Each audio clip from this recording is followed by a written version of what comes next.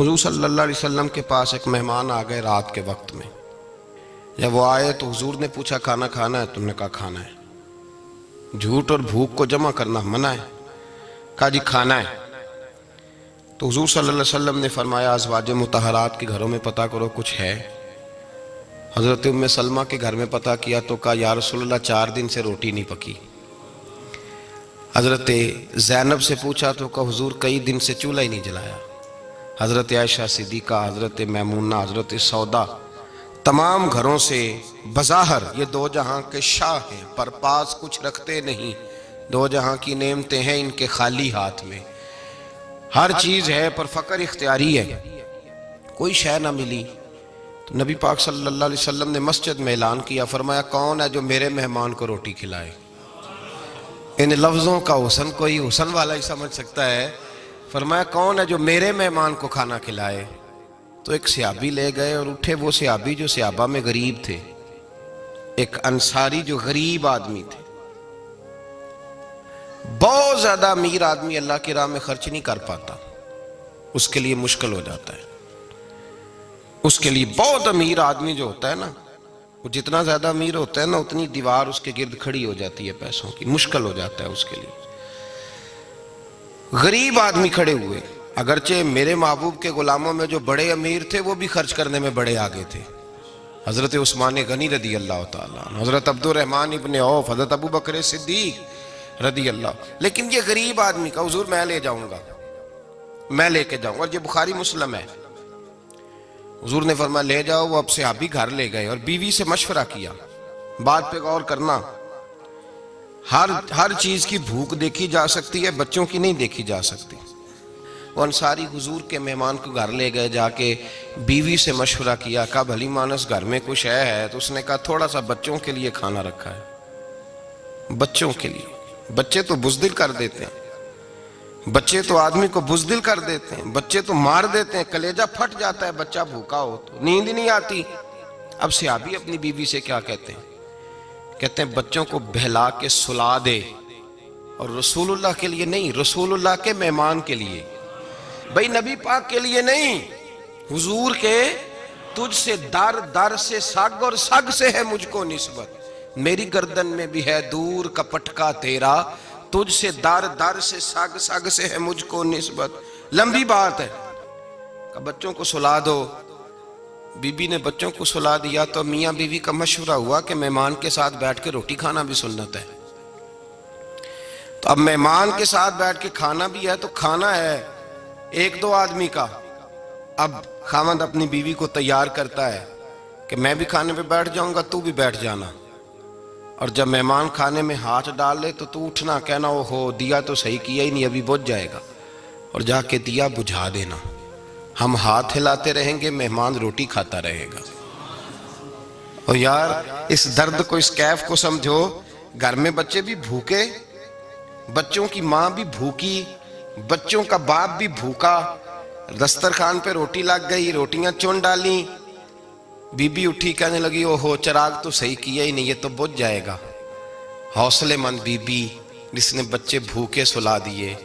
وہ بھوکے سوئے ہوئے بچوں کی بھوکی اماں اٹھی اور اپنے خاوند کی تابع داری میں اٹھی. میں گڈی تے ہتھ ڈور سجن دے، وہ جنج رکھے اونج رہنا ہے.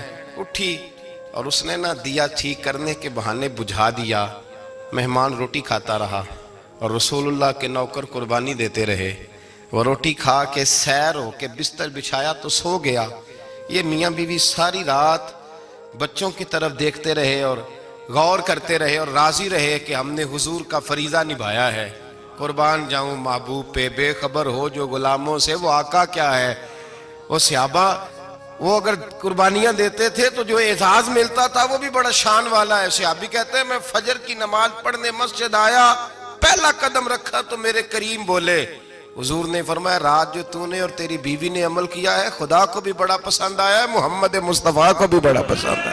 اور پھر ایک لفظ اور ہے حدیث میں، ایک روایت میں کچھ جملے اور بھی ہیں. حضور نے فرمایا جب تو اور تیری بیوی رات مہمان کے ساتھ احسار کر رہے تھے نا تو عرش کا مالک تمہیں مسکرا مسکرا کے دیکھ رہا تھا. رب تمہیں دیکھ کے مسکرا رہا تھا، رب تمہیں دیکھ کے مسکرا، تر دامنی پہ شیخ ہماری نہ جائیے، ہم دامن نچوڑ دیں تو فرشتے وضو کریں۔ فرمایا وہ مسکرا رہا تھا کہ میرے بندے میرے رسول کی رضا کے لیے کیا کر رہے ہیں۔ اور صاحب دیکھو، نبی پاک کے لیے نہیں، خاندان کے لیے نہیں، خاندان نبوت کے لیے نہیں، حضور کے نہ سمجھیں یار، اس پہلو کو سمجھیں، نبی پاک کے بریلی کے امام بول پڑے، فرمانے لگے تجھ سے در، در سے سگ، سگ سے ہے مجھ کو نسبت، تجھ سے در، در سے سگ کتے کو کہتے ہیں فارسی میں۔ فرماتے محبوب تیرا دروازہ اور دروازے پہ کتا اور کتے کے پاس میں بیٹھا ہوں، چلو کتے کے پاس تو بیٹھا ہوں نا، میری گردن میں بھی کوئی تو پٹکا آیا ہی ہے نا، تجھ سے در، در سے سگ اور سگ سے ہے مجھ کو نسبت، چلو میری گردن میں بھی ہے دور کا پٹکا تیرا۔ قرآن مجید بول اٹھا، رب کریم نے فرمایا حبیب یہ تیرے غلام وہ ہیں کہ وَيُقْصِرُونَ عَلَىٰ أَنفُسِهِمْ وَلَوْ كَانَ بِهِمْ خَصَاصَةٌ، فرمایا ان کا حال یہ ہے کہ جس چیز کی شدید حاجت ہوتی ہے وہ بھی اپنے بھائیوں پہ قربان کر دیتے ہیں، وہ دے دیتے ہیں تیرے نام پہ۔ جب مکے والے مدینے آئے، انصار مدینہ، تو میرے مصطفیٰ کریم نے فرمایا نہ تمہاری نسلیں ایک ہیں نہ قبیلے ایک ہیں، لیکن تمہارا نبی ایک ہے، تمہارا رسول ایک، خدا ایک، کتاب ایک، تمہارا میری وجہ سے رشتہ ہے، چلو اپنے بھائیوں کے ساتھ احسار کرو، چلو احسار کرو۔ اگر کسی کے 2 مکان تھے تو اس نے ایک اس کو دے دیا جو مکے سے آیا تھا، 2 باغ تھے تو ایک دے دیا، کسی کے پاس ایک تھا تو آدھا بانٹ کے دے دیا، ہر چیز تقسیم کر دی۔ حالات بدل جاتے ہیں، حالات بدل جاتے ہیں، تلک الایام نداولھا بین الناس، اللہ لوگوں کے درمیان دن بدل دیتا ہے، حالات بدل گئے، بڑا مال غنیمت آیا، بنو نزیر کا علاقہ فتح ہوا تو میرے رسول پاک صلی اللہ تعالیٰ علیہ وسلم نے انصار مدینہ کو اکٹھا کیا، فرمایا بھئی مال اب بڑا آ گیا ہے، 2 باتیں، یہاں تو اس طرح کرتے ہیں کہ میں ان کو کہتا ہوں جو مکے سے آئے تھے کہ جتنی تمہاری جائیدادیں باغ انہوں نے لیے ہیں واپس کر دیتے ہیں تمہیں، اور جو مال آیا ہے وہ بھی تم میں سے آدھا آدھا دونوں کے درمیان بانٹ دیتے ہیں، یا جیسے تمہارا دل چاہے، تمہارے مال بھی واپس کرتے ہیں اور جو وہاں سے مال آیا وہ تمہارے بیچ بانٹ دیتے ہیں، یا اگر تم کہو تو یہ مال ان کو دے دیتے ہیں مہاجرین کو اور تمہیں تمہارے مال واپس مل جاتے ہیں۔ حضور نے پوچھا انصار مدینہ سے، حضرت سعد بن معاذ، سعد بن عبادہ تڑپ کے کھڑے ہوئے، عرض کی محبوبہ میں تو ابو بکر کو جانتا ہی نہیں تھا، حضور مجھے کیا پتا عمر کون ہے، میں کیا جانوں عثمان غنی مولا علی کی عظمتوں کو، محبوبہ میں نے تو تجھے ان کی طرف مسکرا کے دیکھتے ہوئے دیکھا ہے، تیرا جلوہ دیکھا ہے، تجھ سے در در سے سگ سگ سے ہے مجھ کو نسبت، یا رسول اللہ صلی اللہ علیہ وسلم ہم سے مشورہ نہ کریں، آپ اس طرح کریں جو جائیدادیں ہم نے انہیں دی ہیں وہ بھی ان کے پاس رہنے دیں اور جو مال آیا ہے وہ بھی ان میں تقسیم کر دیں، اس لیے کہ ہمیں تو بس اتنا پتا ہے کہ یہ آپ کے غلام ہیں، آپ کے نوکر ہیں، ہمیں اس سے زیادہ کسی چیز کے کوئی غرض، بس آپ کے غلام ہے، بات ختم ہو گئی۔ حضور خاموش ہو گئے، صحابہ کہتے ہیں دیر کے بعد ہم نے کہا فیصلہ ہونا چاہیے، فیصلہ پتہ کیا ہوا؟ حضور نے ہاتھ اٹھائے، کہا اے اللہ میرے مدینے والوں پہ رحم فرما، اے اللہ میرے انصار پہ رحم فرما، اللہ ان کے جذبے قبول فرما۔ بھائی احسار والی زندگی وہ کیا بات ہوئی کہ میں نے بڑی قربانی دی ہے، اور جب تک تو قربانی نہیں دیتا تو قدر والا نہیں ہوتا، جو چیز قربانی سے حاصل ہوتی ہے اس کی قدر ہوتی ہے، جو چیز مفت میں آ جاتی ہے اس کی کوئی قدر نہیں ہوتی، کوئی قدر نہیں۔ میں اکثر سوچتا ہوں کہ حضرت خواجہ اجمیری کے خلیفے اجمیر میں بھی تو ہونے چاہیے تھے نا، لیکن ان کے خلیفے اجمیر میں نہیں ہوئے، دلی میں ہوئے۔ تو میں سوچتا ہوں دلی والوں کے خلیفے دلی میں ہونے چاہیے، لیکن دلی میں نہیں ہوئے، پاک پتن میں ہوئے، تو پاک پتن والوں کے یہاں ہو جاتے، وہ اس لیے کہ قربانی جو دیتا ہے نا، جو دور سے چل کے آتا ہے وہ قربانی کرتا ہے، قربانی دیتا ہے، اس کو قدر زیادہ ہوتی ہے۔ ہم نے کسی شے کے لیے کبھی قربانی نہیں دی، نہ دین کے لیے، نہ قرآن کے لیے، نہ مسجد کے لیے، نہ شیخ کے لیے، نہ طریقت کے لیے، قربانی تو ہے ہی نہیں۔ تو جو شے مفت ملتی ہے اس کا نہ مزہ آتا ہے نہ قدر ہوتی ہے، جو چیز قربانی کر کے لیتے ہو نا، قربانی کر کے اس کی قدر ہوتی ہے۔ کسی لیے کہا تھا کسی درویش نے، اس نے کہا تھا قدر نبیدہ ایک کی جانن دنیا دار کمینے، قدر نبی دا جانن واگے سو گئے وچ مدینے. ان سے پوچھو نا، ان سے پوچھو ان حضرات کو کتنی قدر تھی. قربانی اپنی زندگی میں دینا سیکھیں. ایک ہوتی ہے بندے کی ذاتی خواہش، اس کو کچلنا بڑا مشکل ہوتا ہے. قربانی بڑی ضروری چیز کا نام ہے، اور جو قربانی دینا سیکھ جاتا ہے وہ بچ جاتا ہے. کتیا 6 بچے جنم دیتی ہے لیکن قربانی نہیں نہ دیتی بچوں کی، تو ریوڑ نہیں بنتے، اجڑ نہیں بنتے. بکری 2 بچے پیدا کرتی ہے اور سال کے بعد ہزاروں بچوں، لاکھوں بچوں کی قربانی دیتی ہے، پر پھر بھی جدھر جاؤ بکرے ہی بکرے نظر آتے ہیں. جو قربانی دینا سیکھ جاتا ہے نا، یزید نے کوئی قربانی نہیں دی، اس لیے کوئی شخص بھی کھڑا ہو کے نہیں کہتا، حالانکہ 14-15 بیٹے تھے یزید کے، کوئی بھی کھڑا ہو کے نہیں کہتا میں اس کی نسل میں سے ہوں. امام حسین نے ساری قربانی دے دی. ایک زین العابدین بچے تھے، پوری دنیا میں اللہ نے سید عطا فرمائے ہوئے ہیں. جو قربانی دینا سیکھ جاتا ہے وہ بچ جاتا ہے. ہم نا قربانی کیا، ہمارے پاس تو اضافی شے ہے وہی دینے کو تیار نہیں. جب آپ تیار ہی نہیں تو سودا ہی نہیں کر، آپ نکلے ہی نہیں میدان میں، تو حاصل کیسے ہو؟ حصول تو تب ہوگا نا جب آپ کوئی انویسٹمنٹ کریں گے. تو آپ انویسٹ ہی نہیں کر رہے تو بھائی آپ نے پودا ہی نہیں لگایا تو پھل کیسے ملے؟ قربانی نہیں دی تو وہ درجہ کیسے ملے؟ اس کے لیے تو قربانی ضروری ہے. اب تمام صحابہ کی زندگی پڑھ لیں، حضرت ابو بکر سے لے کر حضرت بلال تک، یہ سارے قربانی والے ہیں. آپ تمام اولیاء کی صفت پڑھ لیں، حضرت غوث اعظم، جیلانی، داتا علی اجویری، خواجہ معین الدین، یہ سب قربانی والے لوگ ہیں. قربانی دیتے رہے تو بچے ہوئے ہیں. ان کے جو ساتھ تھے وہ بھی قربانیوں والے تھے. قربانی حصہ ہے طریقت کا، قربانی ضروری ہے. اور ہمارے صوفیاء تو کہتے ہیں جس شخص نے تصوف میں آ کے قربانی نہیں دی. بزرگوں کے پاس ایک شخص آیا، غالباً خواجہ نظام الدین محبوب الہی کی بات ہے، میرے ذہن میں نام پورا نہیں سما رہا. تو ایک مرید نے آ کے کہا حضور زکوٰۃ کتنی دینی ہے؟ فرمایا 2.5%. تھوڑی دیر کے بعد حضرت نصیر الدین چراغ دہلوی آ گئے، کہا حضور اللہ کے راستے میں کتنے دینے ہیں؟ فرمایا 50%. ایک ساتھی قریب بیٹھا تھا، اس نے کہا پہلے کے لیے 2.5% کا فتویٰ تھا، اس کو کہہ دیا دے دے. چند منٹ گزرے تو حضرت امیر خسرو بھی آ گئے، کہا حضور زکوٰۃ کتنی دینی ہے؟ فرمایا جو ہے سارا ہی لے آ، تیری 100% ہے. تو وہ ساتھی جو قریب بیٹھے تھے اس نے کہا بابا فتوے علیحدہ علیحدہ ہیں. فرمایا فتویٰ ایک ہی ہے، بندے علیحدہ علیحدہ ہے. فتویٰ ایک ہی ہے، مجھے پتہ ہے کون کتنے دے سکتا ہے. وہ جس کو میں نے 2.5% کہا ہے وہ بھی جا کے حساب کتاب کرے گا، اس نے 2.5 بھی پورا نہیں دینا. فرمایا جس امیر خسرو کو میں نے کہا نا سارا لے آ، اس کا دل کرے گا میں اپنا مکان بھی توڑ کے لے آؤں. میں نے فتویٰ ایک ہے، بندہ دیکھ کے بات کی ہے. بھائی قربانی نہیں ہے، اظہار ہی نہیں ہے، جذبہ ہی نہیں ہے، ہمارا مزاج ہی نہیں ہے. لیکن نا یہ اب ایک تو شریعت کی قربانی ہے نا، یہ تو اس پہ بھی لوگ بڑا سوچیں گے، اس پہ بھی لوگ بڑا سوچیں گے. فتوے پوچھتے پھریں گے کہ جی میرے اوپر تو ابھی میں نے تو 15,500 قرضہ دینا ہے، دوں کہ نہ دوں، کون سی دوں؟ فتوے پوچھیں گے. دینے کی دفعہ فتوے پوچھیں گے اور لینے کی دفعہ چھٹی، جو آتا ہے آنے دو. کبھی لینے کی دفعہ بھی فتویٰ پوچھنا صاحب کہ یہ مجھے اتنا مال آ رہا لے لوں کہ نہ لوں. وہ لے لیا، قابو کر لیا. جب دینے کی باری آئی تو فتویٰ احصار کریں.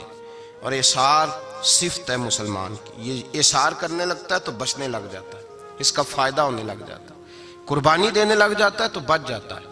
کسی نے کہا تھا سن اے مسلمان، یہ نکتہ فیض قرآنی میں ہے، عظمت و اسلام اور مسلم صرف قربانی میں ہے.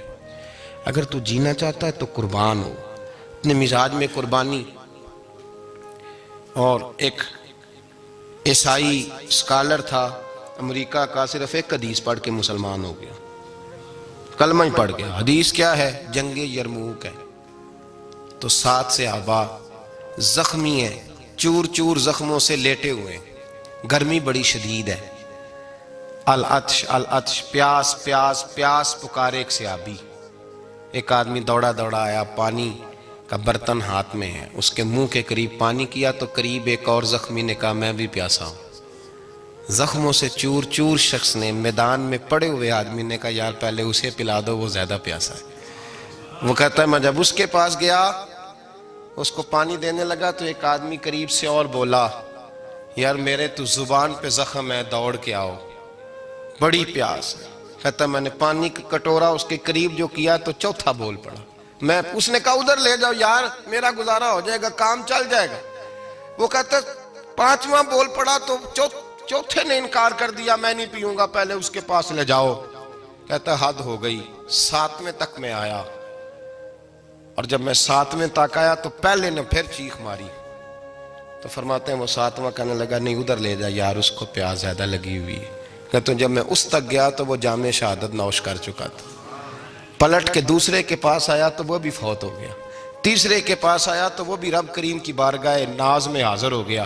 ساتوں شہید ہو گئے۔ تو پانی کا کٹورا میرے ہاتھ میں رہا، میں کبھی آسمان دیکھتا، کبھی زمین دیکھتا، کبھی پانی دیکھتا، کبھی میں ان 7 شہیدوں کے چہرے دیکھتا۔ پھر دل میں خیال آیا یہ تو گردنیں کاٹنے والے تھے، یہ تو ایک دوسرے کو قتل کرنے والے تھے، یہ تو خون پینے والے تھے۔ آج یہ سارے اس لیے کر رہے ہیں کہ سارے محمد عربی کے غلام بن گئے، رسول اللہ صلی اللہ علیہ وسلم کے نوکر بن گئے۔ وہ کہتا میں نے حدیث پڑھی تو میں مسلمان ہو گیا۔ میں نے کہا یہ جذبے دنیا دار بندہ پیدا نہیں کر سکتا، یہ جس نے جذبہ پیدا کیا ہے وہ اللہ کا سچا رسول ہے۔ میرے بھائی اظہار کا مزاج پیدا کریں۔ قربانی تو نہیں رہی معاشرے میں، اظہار ہی تو نہیں ہے۔ ہم روایتیں پڑھتے ہیں سنتے ہیں، لیکن آپ یقین کریں پنکھے کے نیچے مسجد میں کوئی دوسرے کو جگہ دینے کو تیار نہیں۔ پھر پنکھا ہے نا چل رہا ہے تو کوشش ہے کہ مجھے عین اس جگہ ملے جہاں پنکھا چل رہا ہے۔ اتنا بھی اظہار کرنے کو لوگ تیار نہیں، اتنا بھی۔ اور درجے بڑے بڑے لینے چاہتے ہیں، بڑے بڑے درجے۔ وہ ہمارے پاس لوگ آتے ہیں، 2-4 لفظ لکھے ہوتے ہیں نا نام کے ساتھ، کوئی علامہ لکھ دیتا ہے، کوئی پیر صاحب لکھ دیتا ہے، تو لوگ بڑی باتیں پوچھ لیتے ہیں۔ کئی دفعہ آ کے پوچھتے ہیں میرا زیارت کرنے کو دل کرتا ہے۔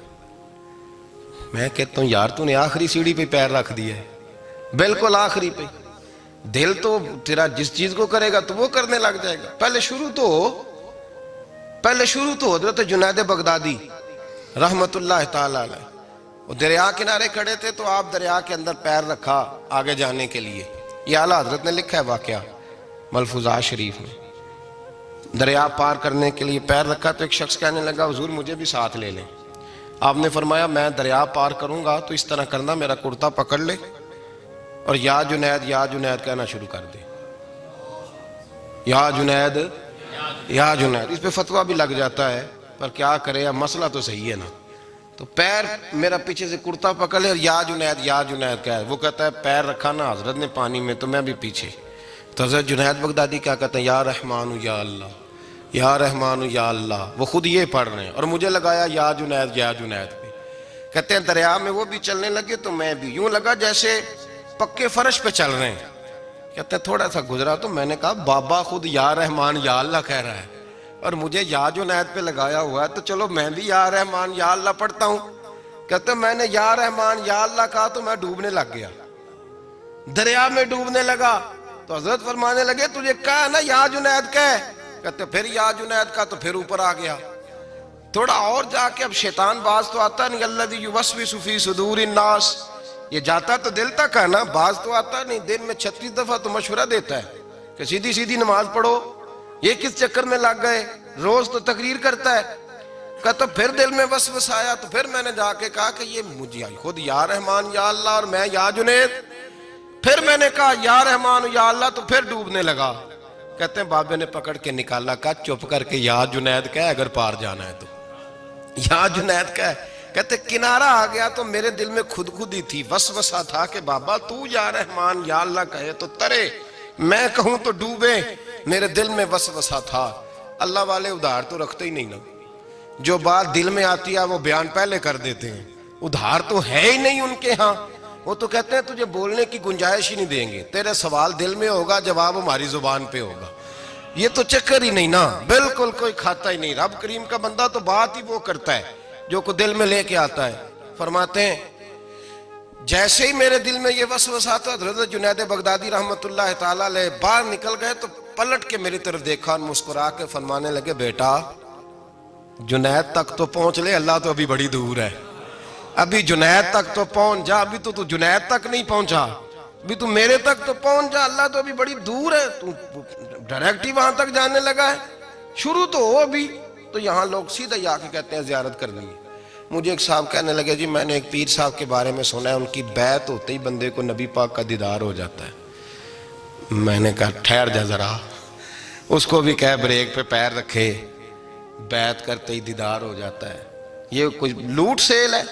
زندگی گزر جاتی ہے انسان کی، مر جاتا ہے، اور جس کو حضور کا دیدار ہو پھر بچ جائے، پھر قائم رہے، پھر اس کی زندگی نہ بدلے، پھر اس کا دنیا سے کوئی تعلق رہ جائے۔ یہ پوچھ ابو بکر صدیق سے جنہیں دیدار ہوا تھا، جب دیدار ہوا تو یار رہا ہے، باقی کوئی شے بھی نہیں رہی، پھر محبوب رہے اور کچھ بھی نہیں بچتا۔ تو وہ کس طرح کا ہے جو دیدار بھی کراتا ہے اور پھر کہتا جاؤ دکان بھی کھول لو جا کے؟ یہ کیسی بات ہے؟ وہ ایک منزل ہے، وہ اپنی جگہ پہ آ کے آتی ہے، اور یہی بہتر ہے کہ پردوں میں وہ پردہ پوش رہے۔ وہ اگر پردے اٹھا دے تو کسے ہوش رہے، پھر مشکل ہو جاتا ہے معاملہ، مشکل ہو جاتا ہے۔ تو بھائی یاد رکھیں، قربانی دینا سیکھیں، اثار کرنا سیکھیں، اور صفر سے شروع کریں۔ زندگی میں ہم لینے کے چکر میں پڑ جاتے ہیں تو نقصان اٹھاتے ہیں۔ عقل کے گھوڑے کم دوڑائیں، محبت کے ساتھ عمل زیادہ کریں، دماغ کا استعمال کم کریں اور عمل زیادہ کریں، زیادہ عمل کریں، ورنہ شیطان تو نماز بھی نہیں پڑھنے دے گا۔ وہ تو کہے گا کہ جناب چلو ٹھیک ہے اللہ نے معافی کر دینا ہے نا، وہ تو کچھ بھی نہیں کرنے دے گا۔ دماغ کا استعمال کم کریں اور عمل زیادہ کریں، جد و جہد زیادہ کریں، اظہار کریں، قربانی کریں، اپنی زندگی میں کریں، کسی کے لیے کچھ اظہار کریں، کسی کو کچھ دیں۔ یہ جو ہم اولاد کے لیے قربانی دیتے ہیں نا، تو یہ قربانی نہیں ہوتی، یہ لالچ ہوتا ہے، یہ سودا ہے۔ پتہ ہے آپ کو یہ سودا ہے؟ ہم بچپن میں ان کی خدمت کریں گے، یہ بڑھاپے میں ہماری خدمت کریں گے، تو یہ تو تجارت ہے، یہ کوئی اصول نہیں۔ میرے بچے بڑے ہو گئے تو مجھے خیر صلی اللہ، یہ تجارت ہے بھائی، یہ تجارت ہے، یہ قربانی نہیں، تو تجارت ہے۔ یہ آپ جو کر رہے ہیں یہ تو کمیٹی ڈال رہے ہیں آپ، اور چونکہ نیت یہ ہوتی ہے خدمت کی، تو پھر نصیب والوں کو خدمت ملتی ہے، قسمت والوں کو ملتی ہے۔ ورنہ بچے کہتے ہیں ابا جی ٹھیک ہے آپ نے ہماری خدمت کی تو سارے کرتے ہیں، آپ نے کوئی نوکی تھوڑی کی ہے، چھٹی آپ وہاں بیٹھیں، چائے ملے گی وقت پہ پہنچے گی، لیکن آپ مداخلت نہ کریں کسی چیز کے اندر، تجارت نہ کریں، اظہار کریں، قربانی کریں۔ ہمارے صوفیاء یہ کہتے ہیں اولاد سے بھی توقع نہ کرو خدمت کی، نہ توقع کرو، بس یہ کہو کہ میرا رب مجھے بڑھاپے۔ دیکھیں نا نبی پاک صلی اللہ علیہ وسلم نے دعا مانگی، اے اللہ ارذل العمر ہونے سے بچا، عمر کے اس حصے سے بچا جس میں دوسروں پر انسان بوجھ بن جاتا ہے، دعا مانگ۔ تو یہ لالچ بھی نہ کبھی زندگی میں رکھیں کہ میری فلاں آدمی خدمت کرے گا، یہ لالچ بھی برا ہے، اس پر بھی توجہ نہ کریں۔ اپنی دنیا آپ پیدا کر اگر زندوں میں ہے، سر آدم ہے، ضمیر کن فکاں ہے زندگی، یاد رکھیں۔ ہوش آنے سے لے کر اپنا یہ ذہن بنا لیں کہ میں آج سے اپنے آپ کو خود چلاؤں گا، میں سایہ دوں گا، بھکاری مان کے کبھی کسی سے سہارا مانگوں گا نہیں، سہارا دیں، کسی کے لیے قربانی دیں، اظہار کریں، جد و جہد کریں۔ جو چیز آپ کے بس میں ہے وہ تو ہے، جو بس میں نہیں اس میں بھی کوشش کرنے کی آپ کوشش کریں، تگ و دو کریں۔ قربانی سے انسان سنور جاتا ہے، بن جاتا ہے۔ اللہ تبارک و تعالی ہمیں سنورنے اور بن جانے کی توفیق عطا فرمائے۔